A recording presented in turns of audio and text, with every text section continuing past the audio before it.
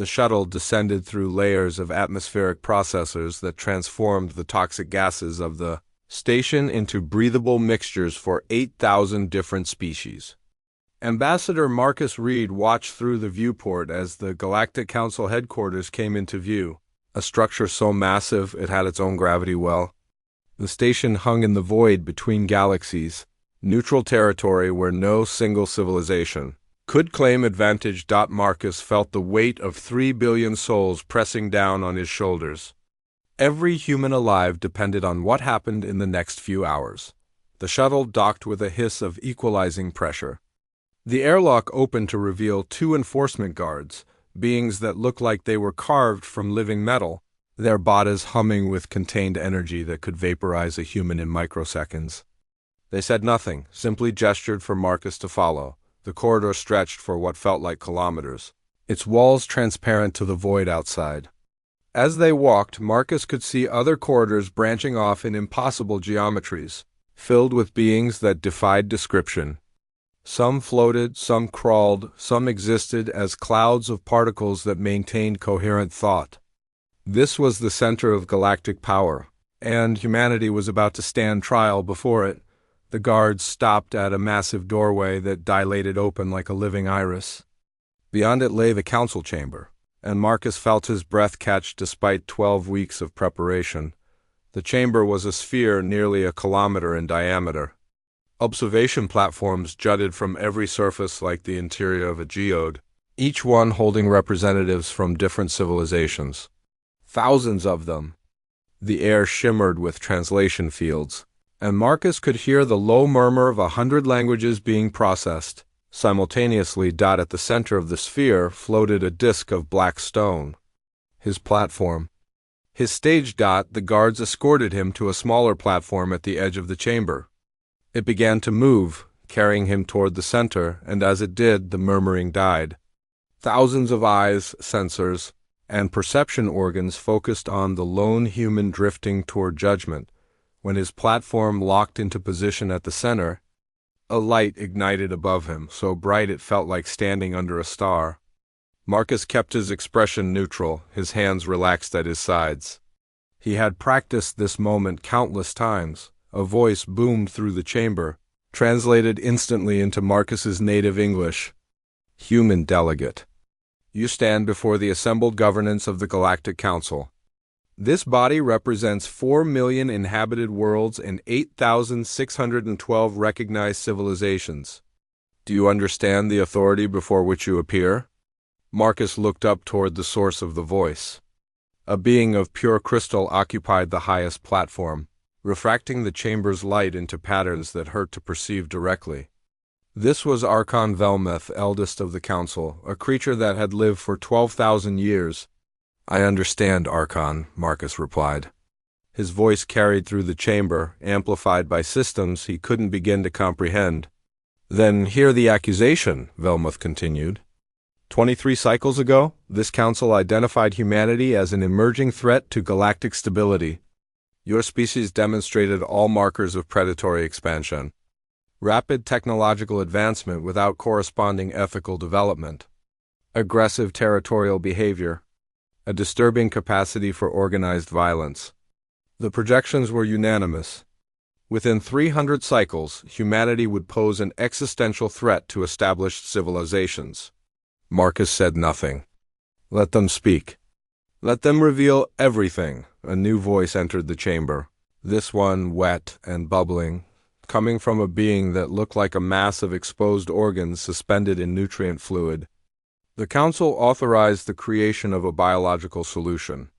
The Vexry. Engineered organisms designed to reduce aggressive species populations to manageable levels before they could threaten galactic peace. We have used the Vexry 17 times in the past million cycles. Velmuth added.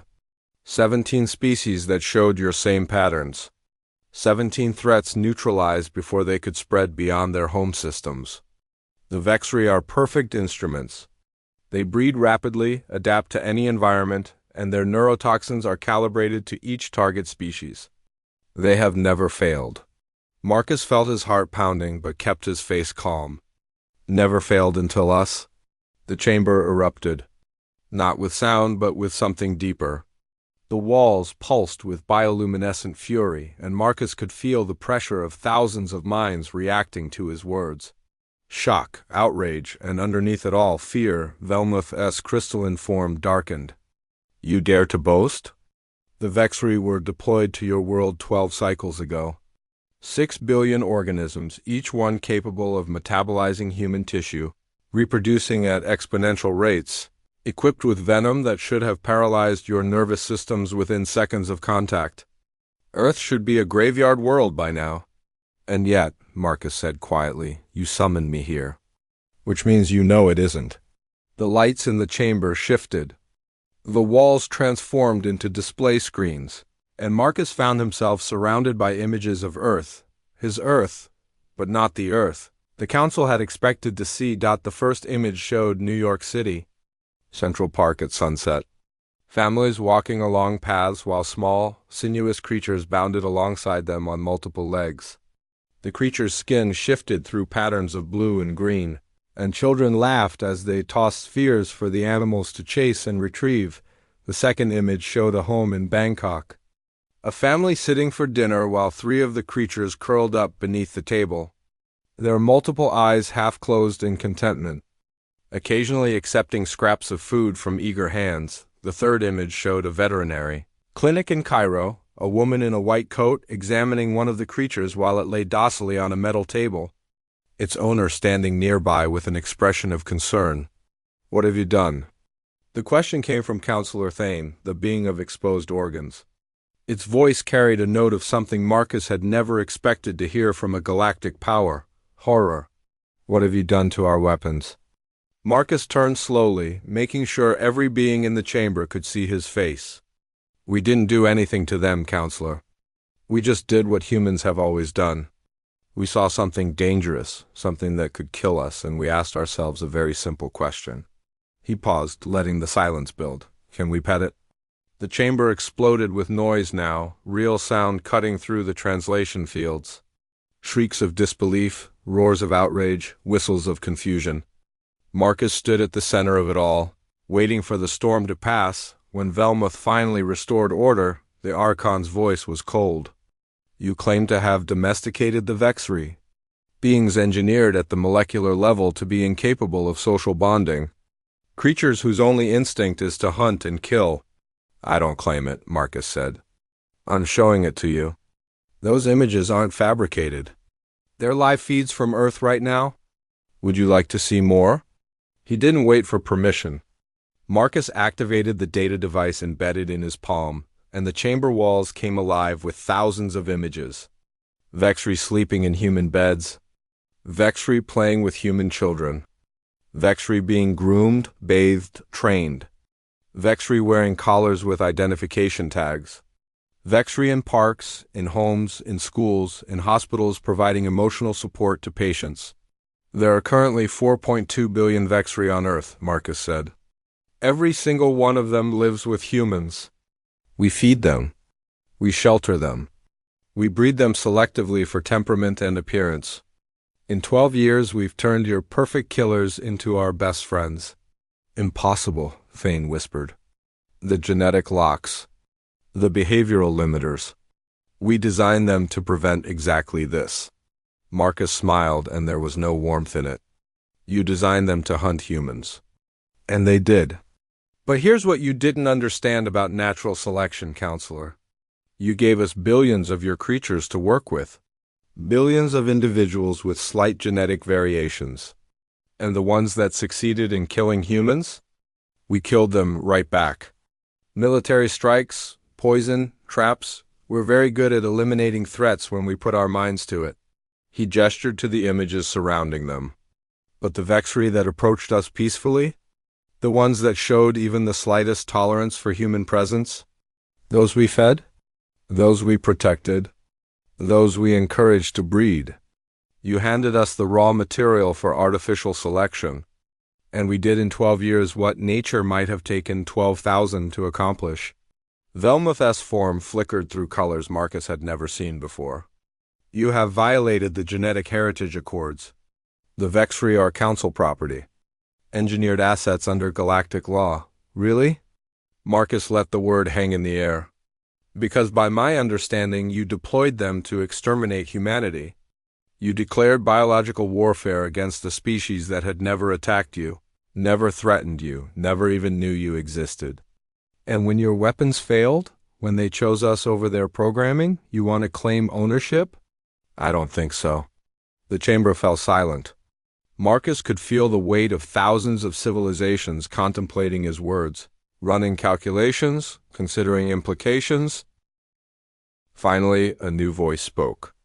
Old beyond measure, coming from a being that existed only as a pattern of quantum entanglement in the upper reaches of the chamber.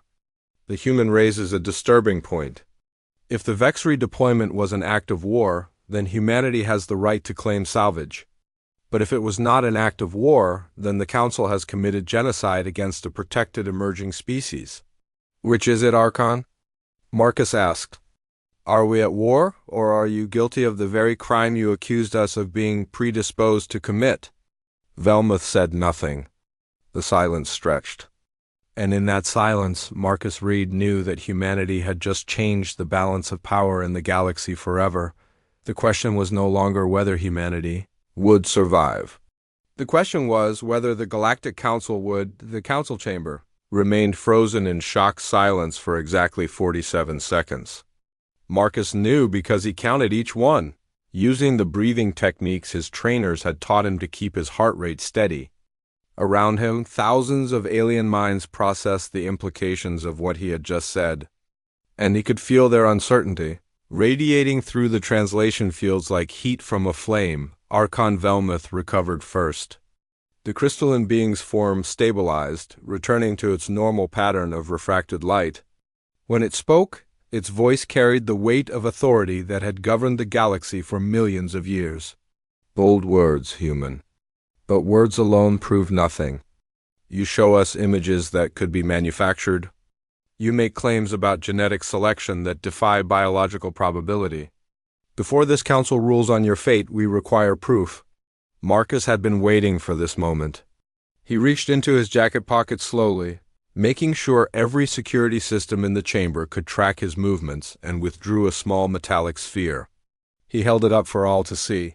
This containment unit holds a live specimen, one of the Vexri that now lives on Earth. With your permission, Archon, I'd like to release it here in the chamber. The reaction was instantaneous. Half the observation platforms activated defensive shields, glowing barriers of energy that sealed their occupants away from the chamber's center. Weapon systems powered up with audible hums. The two enforcement guards that had escorted Marcus stepped forward, their metallic bodies beginning to glow with lethal energy. Marcus didn't move. He simply stood there, holding the sphere, waiting. You propose to release a Vexri in this chamber? Counselor Thane's voice bubbled with disbelief. A creature engineered to kill? You would weaponize these proceedings? No, Counselor, Marcus replied calmly. I propose to show you the truth. If I'm lying, if the creature attacks, your guards can eliminate it and me in milliseconds. You lose nothing. But if I'm telling the truth, you gain the evidence you demanded. Velmuth's form pulsed through several colors before settling back to its normal state. The Archon was thinking, calculating. Finally, it spoke. Very well. But understand this, human. If that creature shows any hostile behavior, you will both be destroyed. There will be no negotiation, no mercy, no second chance. Understood, Marcus said. He pressed a sequence on the sphere's surface. The metal shell split open with a soft click. For a moment, nothing happened.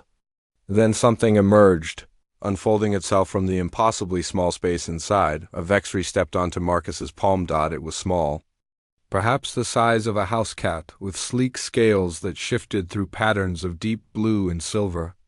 6 legs supported its elongated body, and multiple eyes arranged around its head swiveled to take in the enormous chamber. Its tail, which Marcus knew could strike with venomous precision, wrapped casually around his wrist for balance. The chamber held its collective breath. Marcus lowered his hand slowly, allowing the Vexri to step off onto the black stone platform. It sat there for a moment, looking around at the thousands of beings watching it. Then it did something that made several council members gasp. Audibly, it yawned. The creature's mouth opened to reveal rows of crystalline teeth designed to tear through human flesh.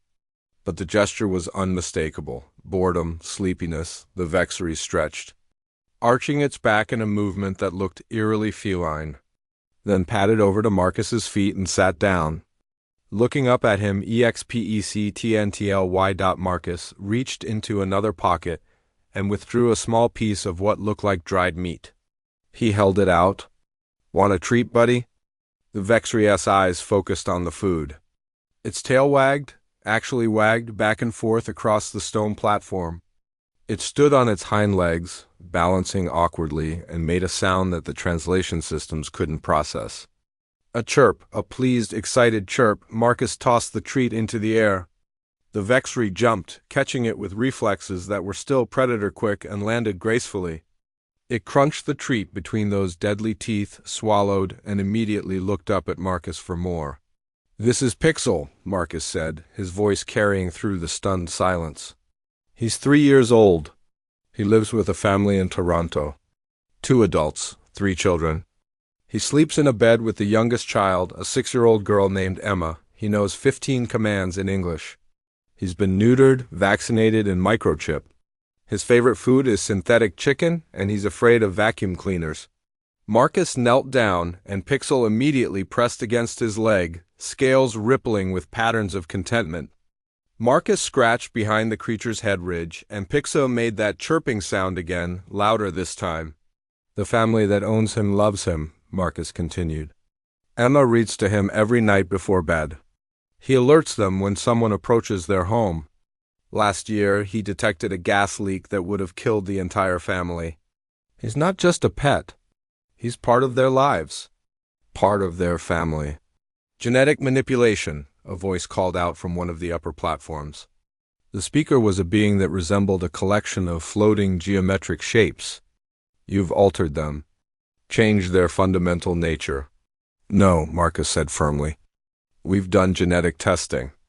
Pixel's DNA is 99.7% identical to the original Vexery you deployed. The only changes are the ones that occurred through natural selection.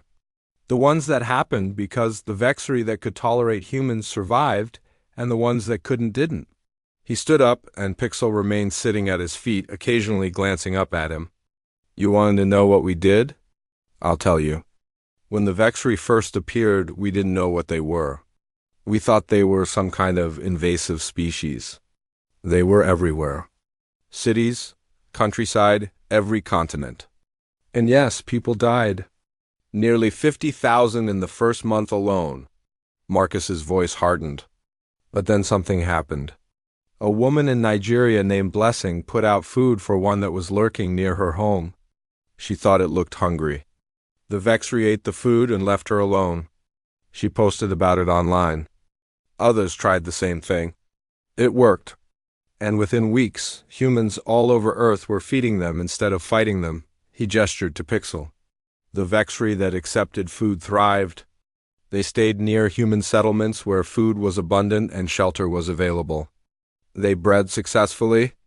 Their offspring inherited that same tolerance, that same willingness to be near us. Generation after generation, the aggressive ones died out, and the docile ones flourished.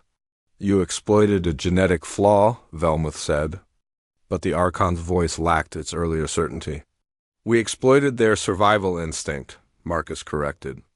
"You made them adaptable. You gave them the ability to learn, and they learned that humans weren't prey. We were resources. We were partners. We were the key to their survival." He reached down and picked up Pixel, cradling the creature against his chest. Pixel's eyes half closed, and a deep rumbling came from its body. Purring, the Vexery was purring.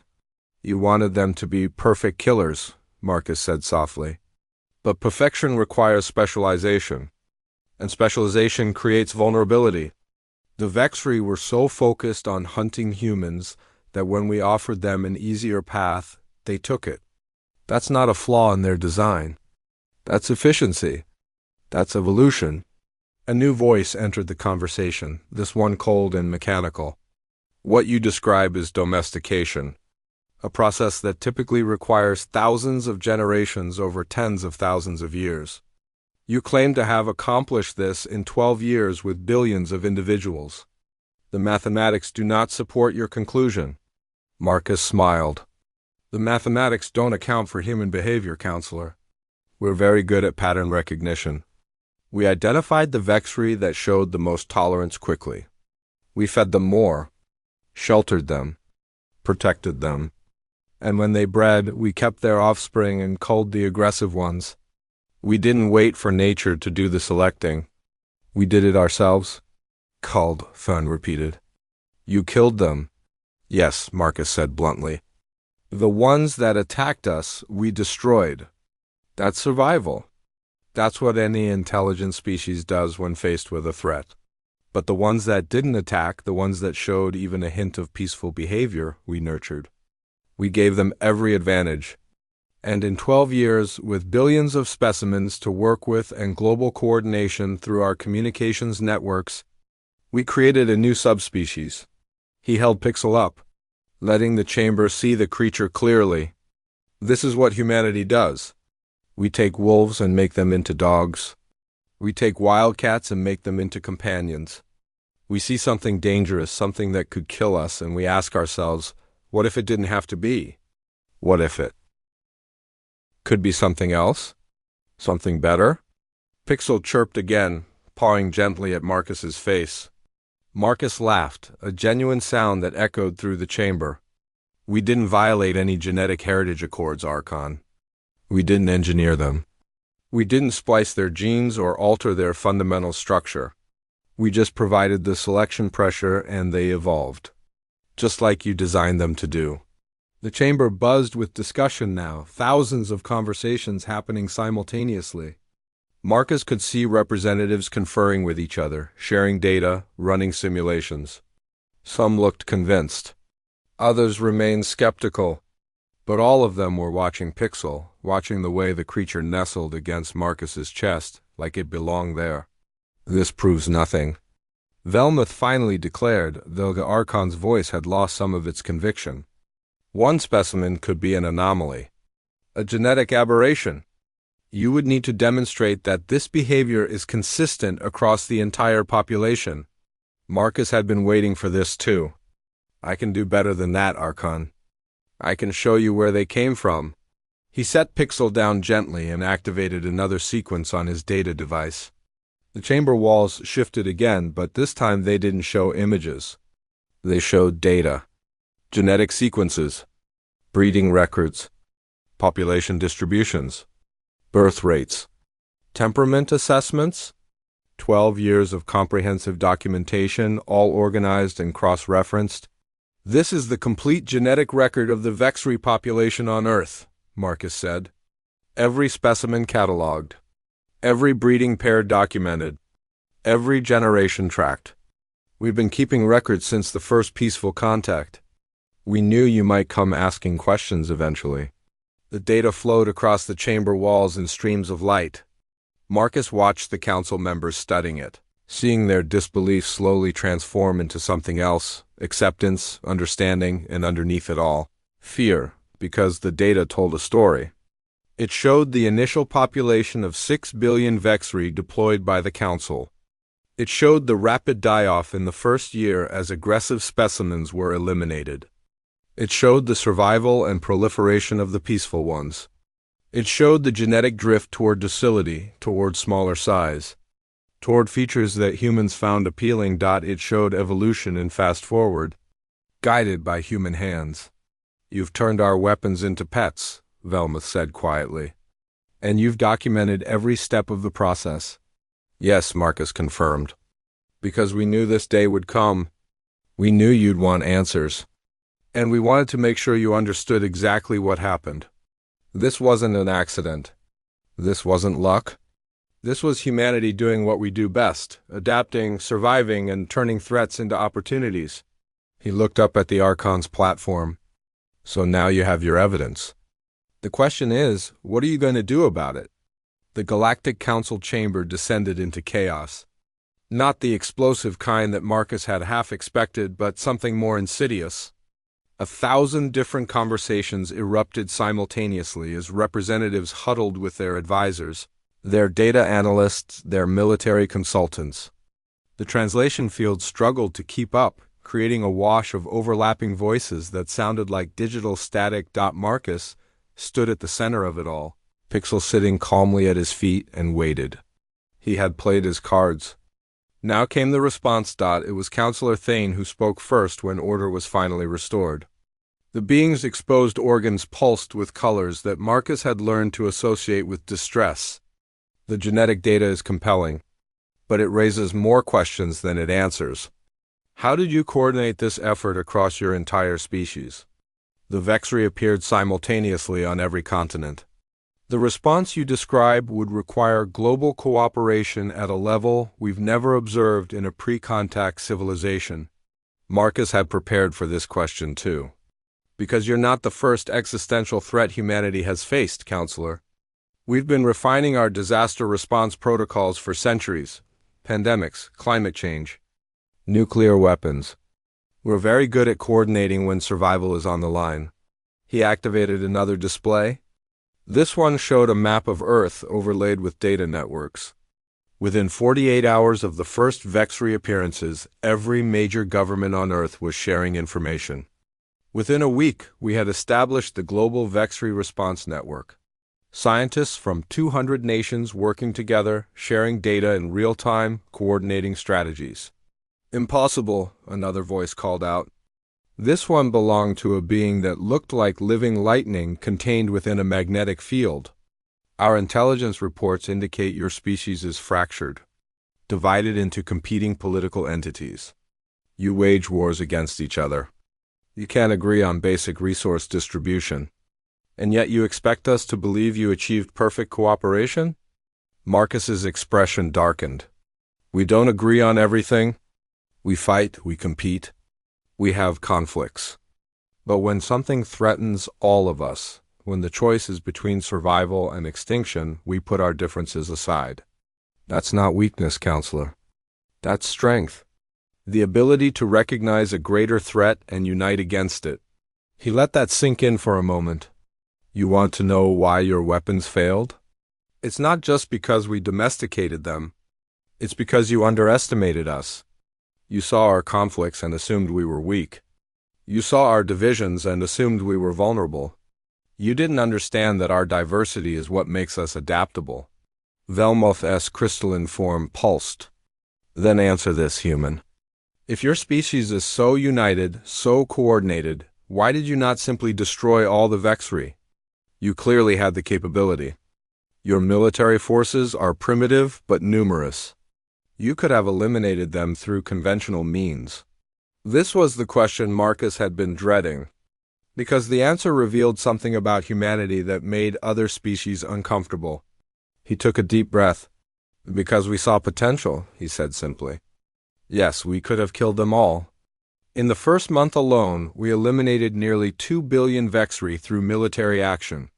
We have weapons that could have sterilized entire regions. We could have made Earth toxic to them. But we didn't. He picked up Pixel again, holding the creature where everyone could see it. Because someone looked at these things, these creatures designed to kill us, and saw something worth saving. We saw intelligence. We saw adaptability. We saw beings that were just trying to survive, following the programming you gave them. And we asked ourselves, do they deserve to die for that? Sentiment, Velmoth said dismissively. Emotion clouding judgment. No, Marcus replied firmly. Pragmatism. The Vexri had qualities we valued. They were intelligent. They could be trained. They filled an ecological niche in our societies. Millions of humans live alone. Elderly people. Disabled people. People who needed companionship, protection, purpose. The Vexri provided that. And in return, we provided them with safety, food, shelter. It was symbiosis. He set Pixel down again and walked to the edge of his platform, looking up at the assembled council. But I'll tell you the real reason we didn't exterminate them. Because we remembered? Remembered what? Thane asked. That we were almost them once. Marcus's voice dropped, becoming quieter, but somehow carrying more weight. 400,000 years ago, humanity nearly went extinct. Our population dropped to less than 10,000 individuals. We were prey animals, hunted by creatures bigger and stronger than us. We survived by being adaptable, by cooperating, by learning. The Vexri were doing the same thing. They were adapting to us, learning from us, trying to survive. We recognized ourselves in them. The chamber fell silent. Marcus could feel the weight of their attention, the calculations running behind thousands of alien minds. "You pity them," Velmuth said, and there was something like disgust in the Archon's voice. "No," Marcus corrected. "We empathize with them. There's a difference. Pity is looking down on something weaker. Empathy is recognizing a shared experience. The Vexri weren't weak. They were strong enough to adapt, strong enough to change their behavior when it meant survival. That's not something to pity. That's something to respect." A new voice entered the conversation, one Marcus hadn't heard before. It came from the highest platform in the chamber, a region wrapped in darkness where sensors couldn't penetrate.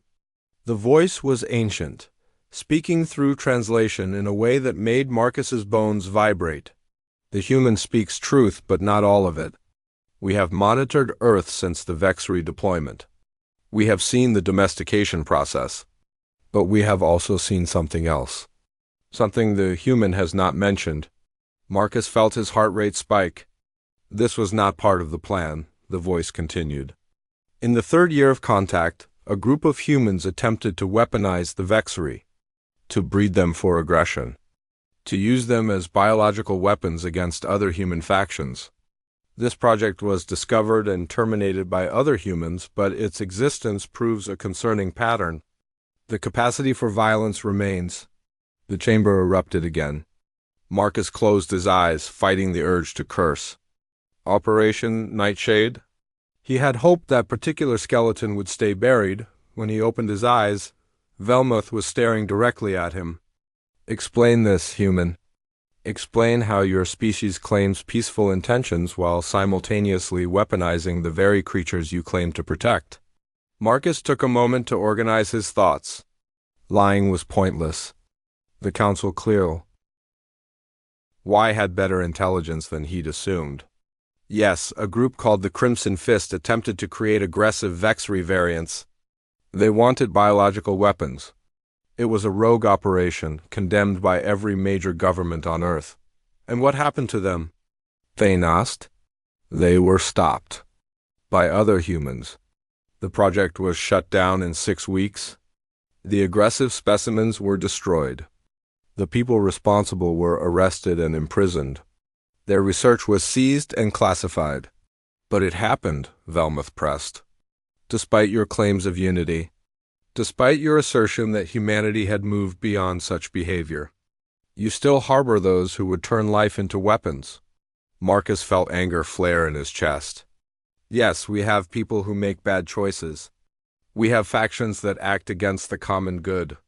We have individuals who prioritize power over ethics.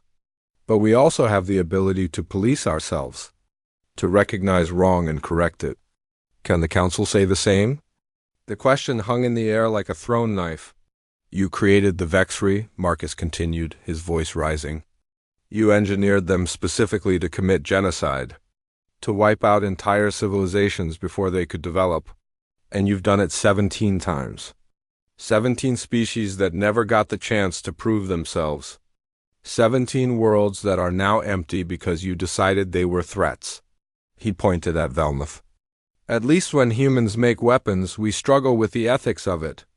We debate, we protest. We have entire movements dedicated to preventing the militarization of biology. But you turned genocide into bureaucracy. You made extinction a matter of policy. And now you're angry because one of your targets survived and found a better path? The ancient voice spoke again from the darkness. The human raises a valid point. The Council has long justified the Vexri program as necessary for galactic stability. But if humanity can survive and indeed thrive alongside these creatures, it suggests our models were flawed. Or, another voice interjected, This one belonging to a creature that looked like a mass of writhing tentacles. It suggests humanity is more dangerous than we calculated. They didn't just survive the Vexry. They subverted them. They turned our tools into theirs. What prevents them from doing the same with other council systems?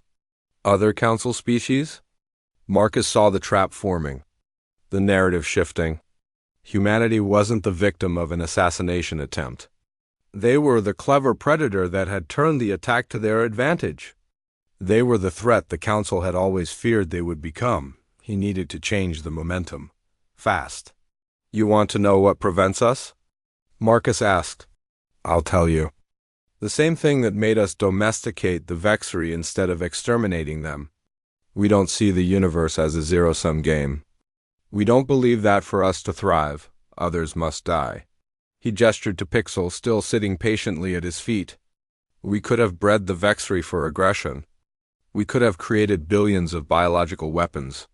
We could have used them to threaten you, to demand concessions, to establish ourselves as a power in the galaxy. But we didn't. We made them into pets, into companions, into family, because that's what we value. Not domination, connection. Pretty words, Velmuth said. But history will judge your species by its actions, not its rhetoric. Then judge us by what we've done, Marcus challenged. We found ourselves under attack by an enemy we didn't know existed. We could have responded with hate, with revenge, with violence.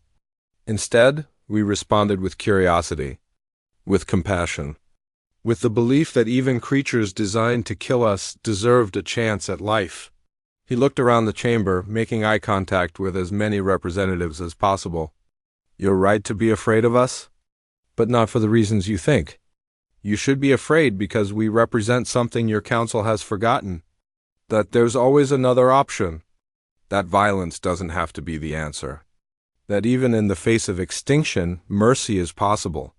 The chamber fell silent again. Pixel chose that moment to chirp, a small sound that somehow carried through the vast space.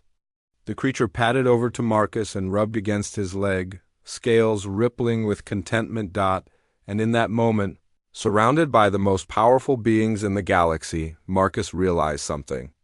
The trial wasn't about the Vexry. It never had been.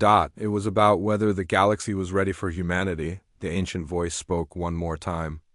The council will deliberate. The human will wait. The platform beneath Marcus's feet began to descend, carrying him down and away from the center of the chamber. As he sank into the darkness below, Pixel still at his side, he could hear thousands of voices beginning to debate. The judgment was coming. And with it, the future of his species. The holding chamber was smaller than Marcus had expected. Perhaps 10 meters across, with walls that shifted through colors he didn't have names for. There was a bench, a refreshment station that dispensed liquids compatible with human biology, and absolutely nothing else. No windows, no communications equipment, nothing but time to think. Pixel explored the space thoroughly, sniffing at corners and occasionally chirping with curiosity. Marcus sat on the bench and tried to control his breathing. The deliberation could take hours, days, weeks potentially. Galactic politics moved at their own pace. He had been sitting there for roughly 30 minutes, when the wall opposite him shimmered and became transparent. Marcus stood quickly, alert, but what he saw on the other side made him pause. Another holding chamber, identical to his own. And inside it, another human. She was older than Marcus, perhaps 60, with silver hair pulled back in a practical bun.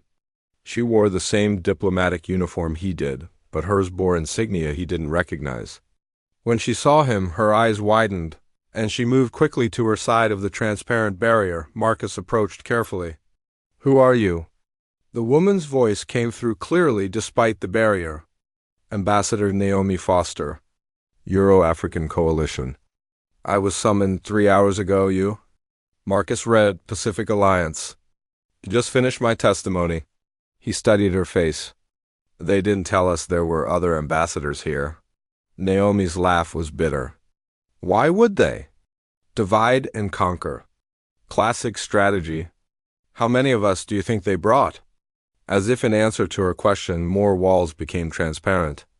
Marcus turned slowly, counting. 6 other chambers, each containing a human in diplomatic attire. 7 representatives total, each from different Earth coalitions, none of them aware the others had been summoned. Smart, Marcus muttered. They get 7 different perspectives.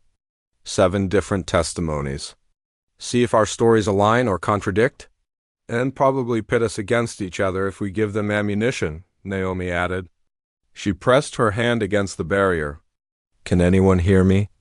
Anyone else? One by one, the other ambassadors approached their barriers. Marcus recognized some from video conferences.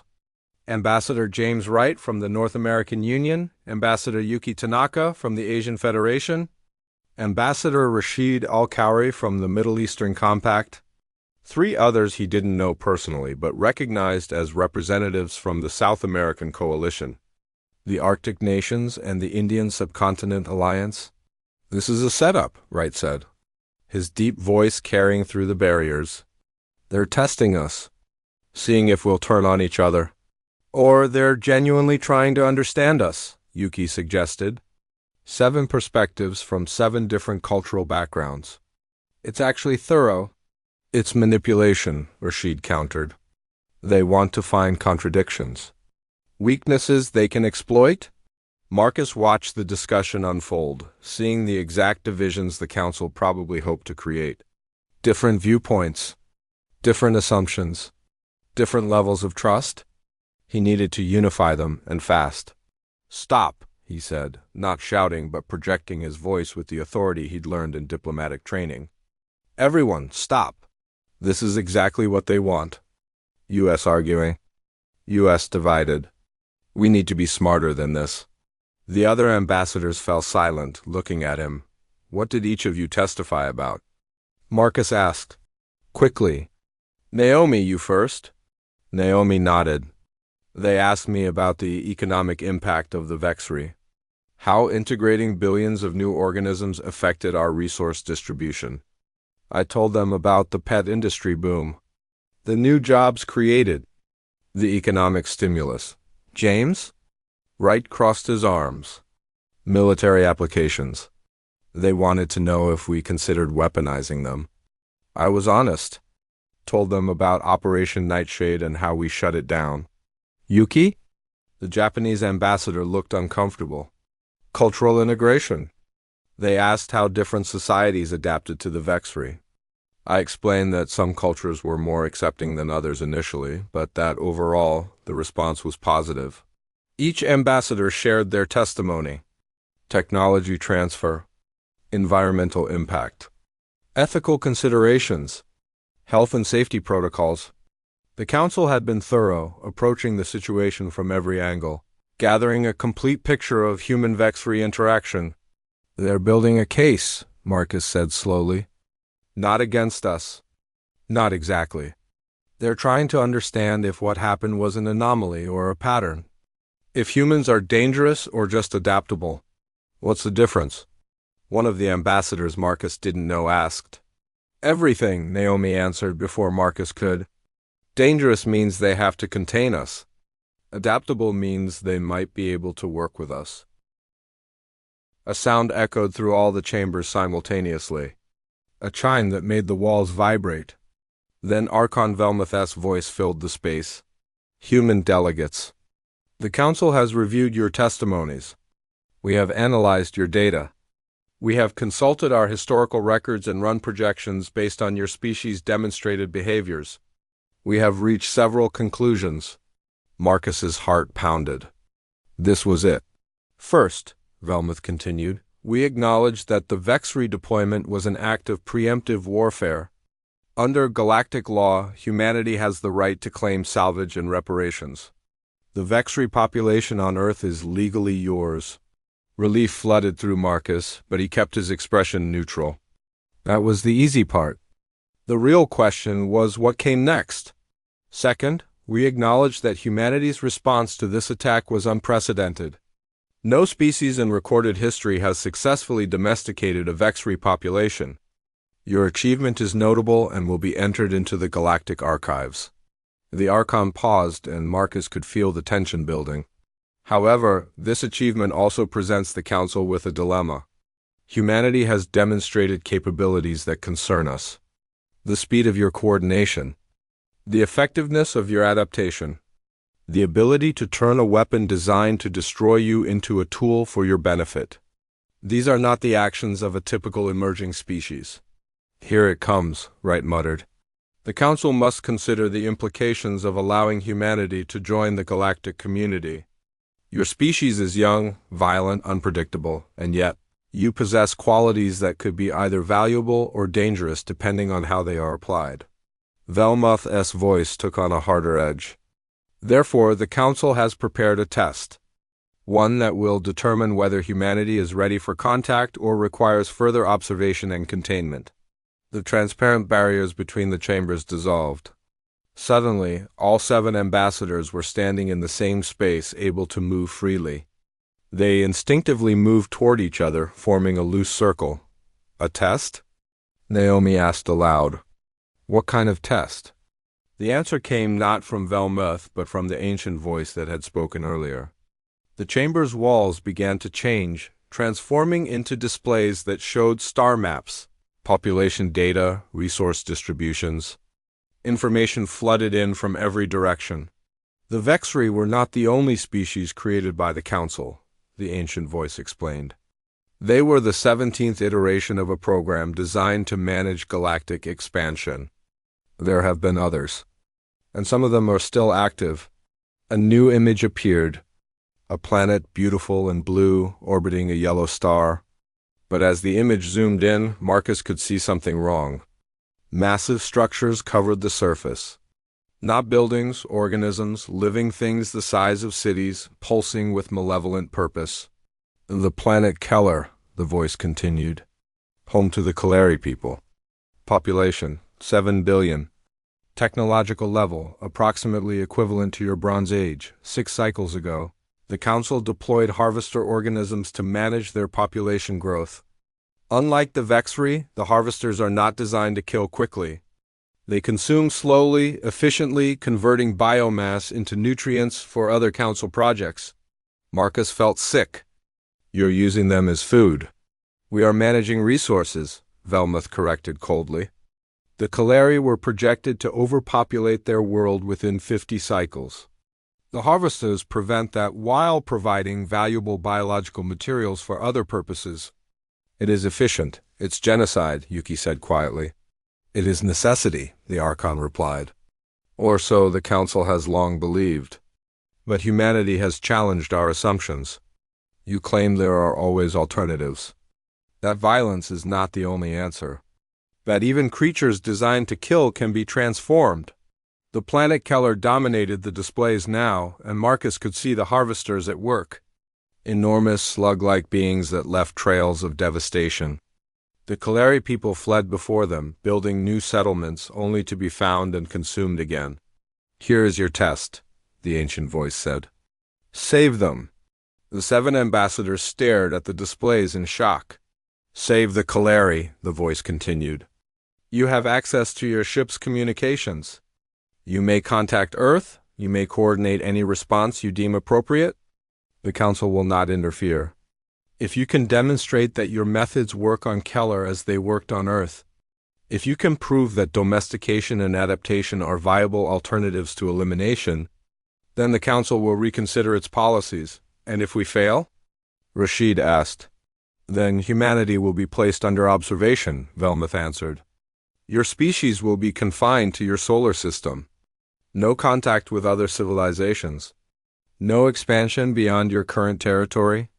You will be monitored until such time as you evolve beyond your current violent tendencies. Or until you destroy yourselves. That could take thousands of years, Wright protested. Yes, Velmuth agreed. But it would ensure galactic stability. The choice is yours, humans. Save the Kalari using your methods or accept isolation. You have 30 standard cycles to succeed. The clock begins now. The displays shifted, showing a countdown timer. 30 cycles. In Earth time, approximately 42 days, Marcus looked at his fellow ambassadors. He saw fear in some faces, determination in others, But in all of them, he saw the same thing he felt himself. They had no choice. They had to try. We need to contact Earth immediately, Marcus said. Every coalition, every resource. This is bigger than the Vexry. This is about proving that humanity's way can work on a galactic scale. Naomi nodded. And if we're wrong? If we can't save them? Marcus picked up Pixel, who had been exploring the merged chamber space. The creature chirped contentedly, nuzzling against his chest. He thought about Emma in Toronto, reading to her Vexry every night. He thought about Blessing in Nigeria, who had seen a dangerous creature and offered food instead of fear. Then we'll have failed, Marcus said quietly. But at least we'll have tried. That's more than their council can say. The 7 ambassadors moved to the communications station that had appeared in the chamber.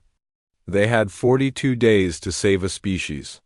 42 days to prove that humanity deserved a place among the stars, and 42 days to show the galaxy that there was always another way. The clock was ticking. Day 1 began with chaos. 7 ambassadors screaming into communication devices, trying to coordinate with 7 different coalitions across light years of space. The Council had provided real-time quantum communication links, which meant Earth could respond immediately. But that also meant the political machinery started grinding at full speed within minutes. Marcus stood at one console while Naomi worked at another. Pixel had curled up near his feet, seemingly unbothered by the urgency surrounding him.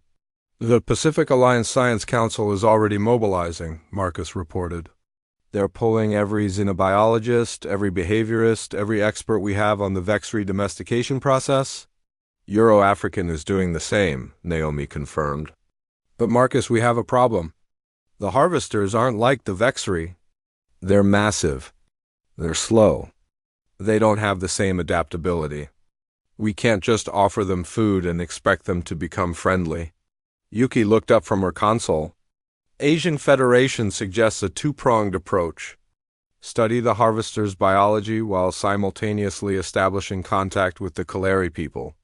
We need to understand both sides of this ecosystem. The Kaleri don't have advanced technology, Wright added. They can't communicate with us electronically. We'd need to make physical contact. Land on their world. The Council would see that as interference.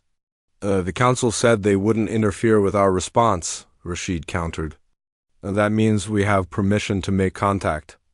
We should take advantage of it. Marcus processed the information rapidly. We need a team on Keller, fast, scientists, linguists, diplomats. But we also need to study a harvester safely. Can the Council provide us with a specimen? He directed the question to the chamber at large, knowing Velmuth and the others were listening. For a moment there was no response. Then the ancient voice answered, A juvenile harvester will be provided. It will be delivered to your holding area within 1 cycle. Additionally, we will grant permission for 1 human vessel to approach Keller. It may carry no more than 100 individuals and must remain unarmed. These are the conditions. Agreed, Marcus said immediately. To his fellow ambassadors he added, We need to assemble that team. Best people we have. Who's closest to Council space? The answer came from one of the ambassadors Marcus hadn't worked with before, a woman named Dr. Helen Torres from the South American Coalition. We have the research vessel Magellan 2 days from here. It's a deep space explorer with a full xenobiology lab. I can have them rerouted immediately. Do it, Marcus confirmed. Everyone, we need to coordinate our best minds. This isn't about coalition politics anymore. This is about humanity's future. Share everything. Hold nothing back. For the next 24 hours, the holding chamber became a command center. Data flowed in from Earth at a torrential pace. The Vexry domestication records were analyzed for applicable patterns. Behavioral psychologists proposed theories on creature conditioning. Biologists began modeling harvester physiology based on council data. When the juvenile harvester arrived, it came in a containment sphere similar to the one Marcus had used for Pixel, but much larger. The creature inside was the size of a small car, a writhing mass of pale F. It was, by any human aesthetic standard, Horrifying, Dr. Torres immediately began running tests, scanning the creature through the containment field. The harvesters are colony organisms, she reported. Each individual is actually thousands of smaller organisms working in concert. They communicate through chemical signals. Their intelligence is distributed, not centralized. Like ants? Naomi suggested. More sophisticated, but similar principle. They don't have a brain in any traditional sense. They have a network, which means they don't experience fear or pain the way vertebrates do. Traditional conditioning techniques won't work. Marcus felt his hope faltering. Then how do we approach them? It was Yuki who provided the answer. We don't condition them. We negotiate with them. Everyone turned to look at her. Think about it, Yuki continued. They're colonial organisms that communicate chemically. They're not mindless. They're following programmed behavior, yes, but that programming comes from chemical instructions. If we can decode their chemical language, we can communicate with them. And if we can communicate, we can negotiate. Negotiate what? Wright asked skeptically. They're designed to consume biomass. So were the Vexri designed to kill humans, Yuki countered. But they adapted when offered a better option. What if the harvesters could too? What if we could offer them an alternative food source? Something that satisfies their nutritional requirements without requiring them to consume sapient beings? Torres ran calculations on her console.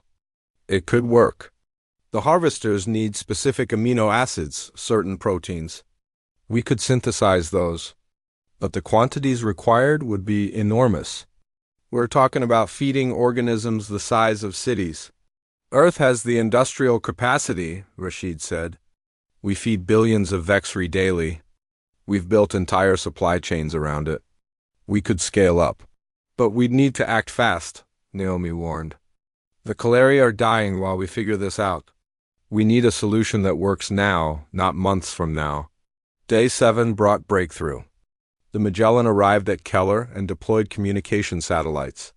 For the first time, humanity made contact with an alien species directly, not through council intermediaries. The Kaleri were humanoid in basic structure, but adapted to their high-gravity world. Shorter, more muscular, with skin that ranged from deep purple to pale lavender. Their cities were beautiful, built from carved stone and living plants woven into architectural forms, and they were terrified. The landing party, led by an ex-linguist named Dr. Robert Kim, established communication within 3 days using mathematical principles and visual symbols. The first translated message from the Kaleri was simple and heartbreaking. Why has the sky sent death? Robert's response was equally simple. We have come to help. We will make the death stop. The Kaleri didn't believe him. Why would they? For 6 years, enormous creatures had appeared from nowhere, consuming everything in their path. Millions had died. Their civilization was collapsing. And now strange beings from the sky claimed they could help? But Robert was patient. He showed them images of Earth, of the Vexri, of creatures that had once been deadly, now living peacefully with humans. He explained what humanity had done, what they hoped to do here. One of the Kaleri elders, an individual named Thalum, who led a surviving settlement, asked a question that Marcus back on the council station heard through the communication relay. You would save us? Why? We have nothing to offer you. Robert's answer would later be quoted in history texts across the galaxy. Because we can. And because no one should face extinction alone. Day 14 brought the chemical breakthrough. Dr. Torres and her team, working with the junior harvester specimen, successfully decoded the basics of its chemical communication system. The language was complex, layered with dozens of compounds that conveyed different meanings through concentration and combination. More importantly, they discovered something the council either hadn't known or hadn't cared about. The harvesters were capable of learning. Their distributed intelligence allowed them to process and adapt to new information. They weren't simple eating machines. They were problem solvers, optimizers, creatures designed to find the most efficient path to their goals. They're consuming the Kaleri because that's the only food source available, Torres explained during a council-wide briefing. But if we introduce an alternative, if we make it more accessible and more nutritious, they'll adapt. They'll choose the easier option. We're going to feed them, Marcus said, understanding dawning. Just like we fed the Vexri. Exactly. But we need to produce the food in quantities they can detect. We need to make it abundant enough that it's worth their while to change behavior. Earth's industrial machine roared to life. Every nation, every coalition, every manufacturing facility that could be repurposed began producing synthetic protein blocks using templates developed by Torres's team. The blocks contained everything the harvesters needed, compressed into dense cubes that could be transported efficiently. By day 21, the first shipments reached Keller, thousands of tons of synthetic food, delivered by automated cargo vessels to carefully calculated locations around the planet. The initial response was promising. Harvesters detected the chemical signatures in the food blocks and began consuming them. But they didn't stop hunting the Kaleri. They were supplementing their diet, not changing it. We need more, Torres said grimly.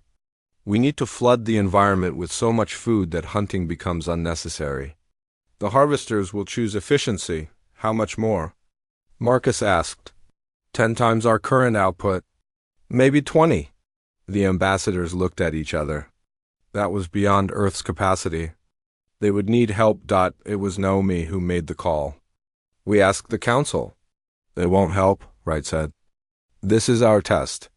They're watching to see if we fail. Then we make them an offer they can't refuse, Naomi replied. She activated the communication to the council chamber. Archon Velmuth, we have a proposal. We can save the Kaleri, but we need resources beyond Earth's capacity.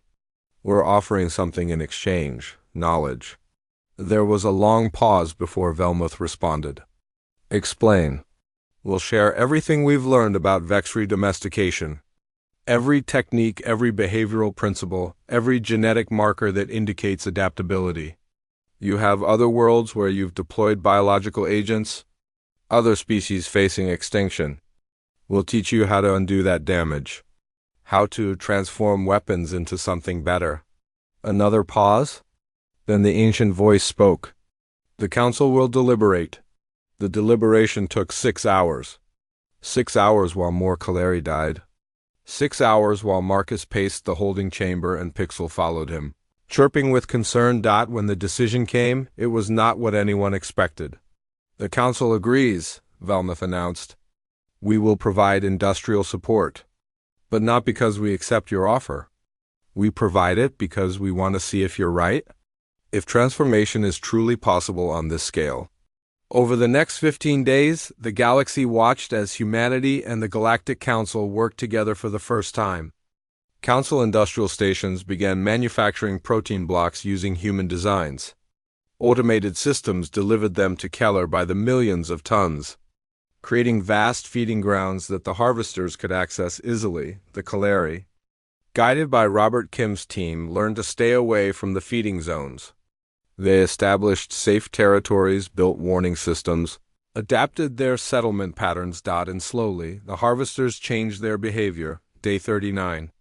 A harvester approached a Kaleri settlement but bypassed it entirely, moving toward a nearby feeding station instead. The first time the creatures had chosen synthetic food over living prey. Day 40, multiple harvesters demonstrated the same pattern. They were learning, adapting, optimizing. Day 42. The final day of humanity's test. Marcus stood in the council chamber once more, all 7 ambassadors beside him. The walls displayed real-time images from Keller harvesters feeding peacefully at distribution centers. Kaleri settlements rebuilding, no longer under immediate threat. Children playing in streets that had been abandoned for years. Flesh covered in sensory tendrils and lined with feeding orifices that leaked digestive enzymes. It wasn't perfect. Some harvesters still hunted occasionally. The Kaleri would need support for years to come. But the extinction event had been stopped. Death had been transformed into something manageable. Archon. Velmuth's crystalline form pulsed with colors Marcus couldn't interpret. Humanity has passed the test. Against all probability, against all our projections, You have demonstrated that your methods can work beyond your own world. The Archon paused. The Council hereby recognizes Earth as a full member of the galactic community. You will have representation, voting rights, and access to our technology and knowledge. But you will also have responsibilities. You will help us reform the biological management programs. You will teach other species what you have learned. Marcus felt tears threatening but held them back. We accept. There is one more thing, the ancient voice added. The Kaleri have requested something. They wish to send an ambassador to Earth to learn from the species that saved them, to understand the beings who looked at certain death and chose to fight it. They're welcome, Marcus said immediately. All of them who want to come. As the council session ended and the ambassadors prepared to return home, Marcus picked up Pixel one last time. The small creature chirped, content and calm, unaware that it represented something profound humanity had looked at. Weapons designed to destroy them, and asked a simple question. What if we could make them better? What if violence wasn't the only answer? And in answering that question, they had changed the galaxy forever. The age of extinction management was ending. The age of transformation had begun, and it had all started with a single act of kindness. A woman in Nigeria offering food to a creature that wanted to kill her. Sometimes, Marcus thought the smallest gestures created the biggest revolutions. He smiled and scratched behind Pixel's head ridge. The creature purred. Outside the council station, Earth ships were already preparing for the journey home. But they weren't going back to the same world they'd left. They were going back as something new. Citizens of the galaxy. Teachers of mercy. Proof that adaptation was stronger than annihilation, and in the holding chamber, surrounded by his fellow ambassadors and his small alien companion, Marcus Reed allowed himself to hope that humanity's greatest achievement was still ahead of them. They had saved themselves. They had saved the Kaleri. Tomorrow they would save others, because that was what humans did. They looked at impossible problems and found possible solutions. They looked at weapons and made them into friends. They looked at the universe and asked, what if we could make it better? And then they tried.